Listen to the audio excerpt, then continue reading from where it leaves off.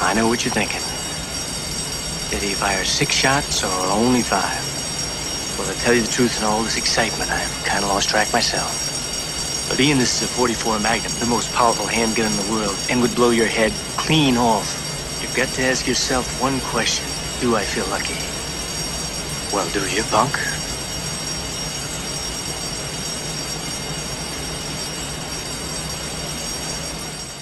Hey, how you doing? It's Tom Breeze here from tombreeze.com, and I know that I've just interrupted Dirty Harry there, which is not a good idea, but there's a good reason for it, and I'll explain all in just a second. Because in this video, we're going to focus on storytelling, how you can use stories and metaphors and concepts in both your formal presentations and also your more informal speeches, so you can have a huge impact with your audience. And the magical thing about presenting with using stories is that you're going to be communicating very powerfully because you'll be accessing both the audience's conscious mind and also the unconscious mind.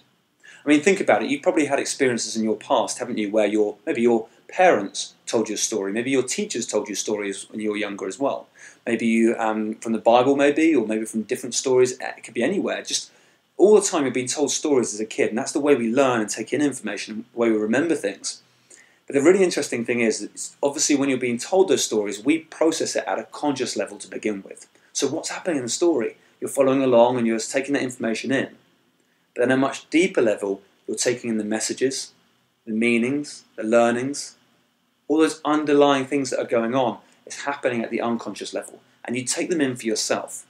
And this is what makes stories so powerful, is that when you do tell stories, you can be using it at the conscious and the unconscious level. So I want you to be thinking about this when you present your stories in the future. Now there's 3 things that I think make stories so powerful, and they are these. First of all is closure. As soon as a story starts, we need to hear the end of that story, don't we? Think about it like something like EastEnders, for example. When we watch EastEnders, we tend to find, or any soap for that matter, what tends to happen is that right at the end of the episode, there's that cliffhanger moment, isn't there? And they say, oh, tune into the next episode to find out what happens and all that sort of stuff. Now, when that's happening, we get into that state of really wanting to know that suspense. And that's when our ears are really kind of taking in everything. Our eyes are taking in everything. And that's the point where we're hanging on every word that a presenter might be saying. So this is what you want to be focusing on when you present, is those moments, those pinnacle moments, those really paramount moments, are the points at which the audience is going to be hanging on every single word, and that's the point where you insert your key messages. So that's really important to note. So we all need closure. As soon as someone starts a story, we become very engaged. The other great thing about stories is that we can connect with the speaker so much more rapidly and build rapport with them very quickly as well.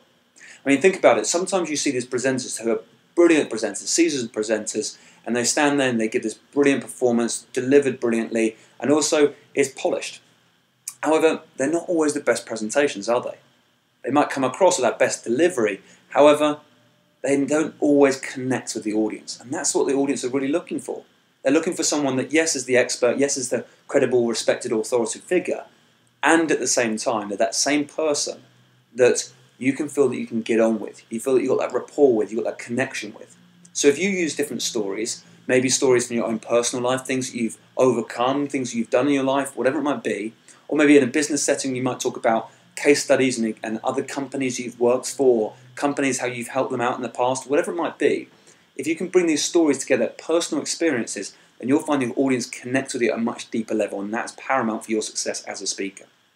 The other great thing about using stories is it's easy, isn't it? If you're going from a truthful story, something that you have experienced in your life, it's normally very easy to talk about because you're just going from recall and memory, which makes it so much more fun, so much more engaging as well for the audience.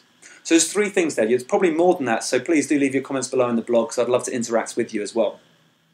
So you might be thinking, okay, brilliant, so I can understand why stories are so important, but how can I implement them? How can I put them into my formal presentations, my informal presentations? Well, what I'm going to do right now is explain to you a few important concepts, a few things that we need to take on board, and then I might be able to give you a couple of examples of how you might be able to do this. So, first thing you want to think about is your audience. Think about who your audience is going to be, then think about your key messages you want to bring across, and then think about appropriate stories that are going to convey that message and bring it across to the audience.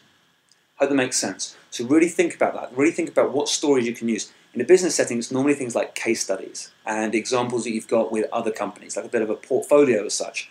That sort of material is really useful for the company you might be pitching to or presenting to.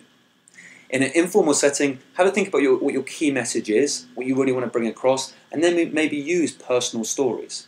So for example, at a wedding, you might be able to use stories about different experiences you've had with your wife, or different experiences you've had with your best man, or also something that I worked with with a client recently was they were the groom and they were speaking at their groom's speech, obviously.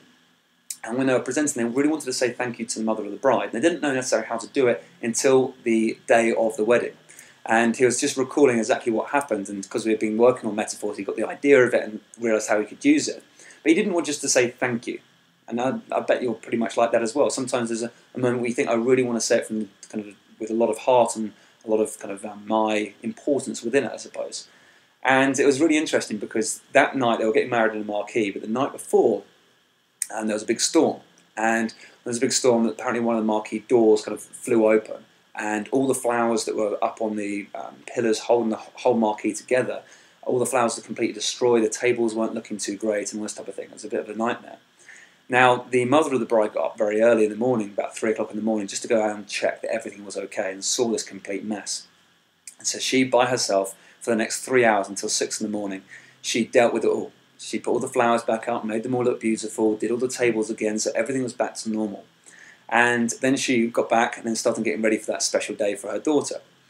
But what he did, he decided to not just say thank you, but to say, look, he recalled that story and then say, look, this just sums up exactly who you are. You're the sort of person to go the extra mile, and all I want to do is say thank you from the bottom of my heart.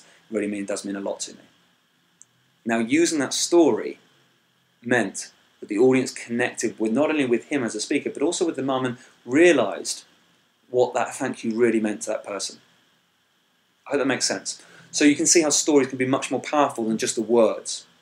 Cool. Okay, so, and that guy who I was speaking to was a great speaker, but it was one of those things where it wasn't about the polished performance, especially not at a wedding speech. It's about you getting comfortable, you enjoying your presentations as well, enjoying your speeches. Now, the important things to note are, first of all, when you do have a story, make sure you enjoy it. Go off the script a little bit, just to really get into the story, get into this flow with the audience, understand where they are, and make sure they just kind of understand you as you're going along the story. Which brings me on to my next important point with stories, is make sure you're always involving your audience. So explain things, instead of just saying you were doing something and etc., etc., make sure you pull them in. So you might say, oh, you know what it's like when you're doing this, that, and the other. You know how it feels when you do this, that, and the other. Oh, you know what it looks like, don't you? Those sort of getting them to agree with you, those kind of rhetorical statements are going to be really helpful for your audience as well, and it allows them to pull themselves into your story. So there's another key thing to think about. And the final thing that I think will be really important to share with you is to bring in the senses.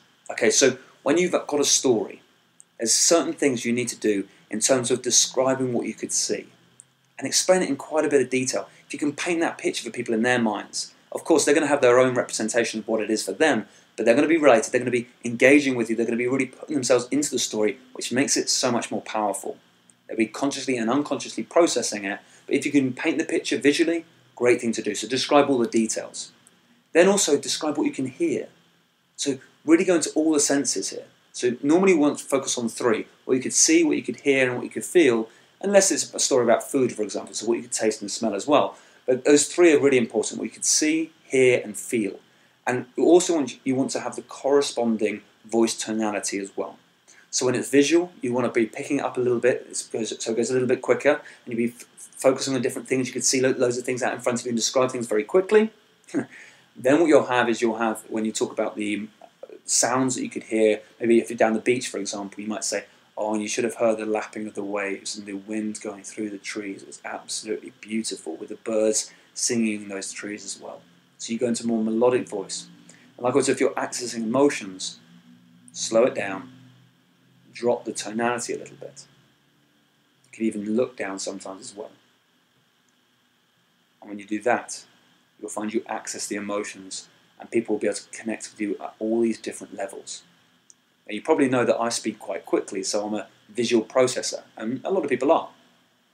But we want to make sure that you can access these different tonalities, because different people will be inclined to think and feel and behave in different ways, and they could be processing things visually, auditory, or through the kinesthetic feelings as well. So you want to be able to make sure you can connect with them at all these different levels.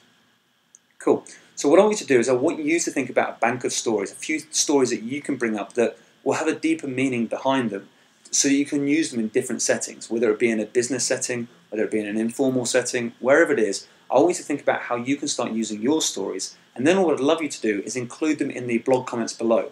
So give me a kind of a bit of an idea of who your audience are, your message is, and then also write me out a story or something along those lines. If you want to, create a video and send it to me as well. I'm more than happy to review it for you as well, which I'd love to do actually. But what I'd like you to do is just kind of write down a few ideas, and I'll be able to show you how you can be improving it and also give you some feedback on that as well. So I hope you enjoyed this video. Please do leave your comments below, and I'll look forward to speaking to you very soon. Thanks very much.